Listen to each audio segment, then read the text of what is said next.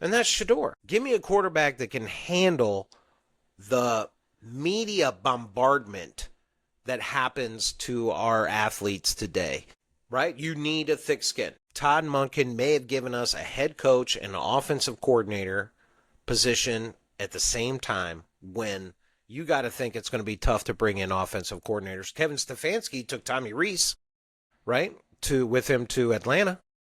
And as we know, Harbaugh really wanted Monken. And again, Harbaugh was the first guy gone. So I think there's I think if you read in between what actually happened, Gome, you can see that there's some value. And I don't like to judge people until, you give them a chance.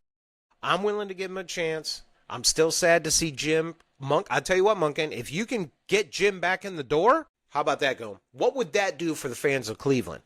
If Jim leaves and there's a week of this, but Monken gets him back, would that give you faith in Monken? Well, yeah. I mean, for sure. Anytime the Schwartz is on the staff, I would give credit to, not credit, but I would think that Monken has a better chance of succeeding, right?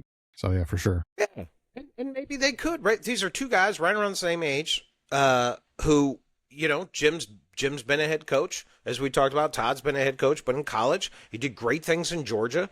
Boy, wouldn't it be cool if Monken just reached out to Schwartz and said, together. Well, yeah.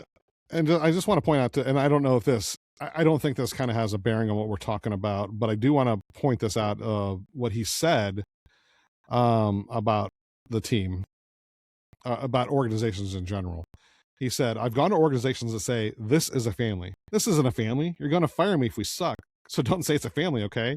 This is the way it is. It's what we choose to do. This is a business, and I get it that way. And my job is to do the best job I can for Kirby Smart and our players. Obviously, he said that when he was working at Georgia. I just thought that was really interesting. Again, I think he's known for his bluntness. And I don't know if we talked about this, but he was with the Browns in 2019, I believe, with Freddie Kitchens. And kind of the knock on him at the time was he would, again, be blunt. And when he's talking to other people on the other team, he would say, this is a terrible organization. He would trash Freddie Kitchens for his play calling. And what changed? He didn't like this 6 years ago. It's the same people running it. So I don't know exactly what changed and why it's a better organization now, but that's a question I hope someone asks him. I hope someone asks him that question so we can get an answer.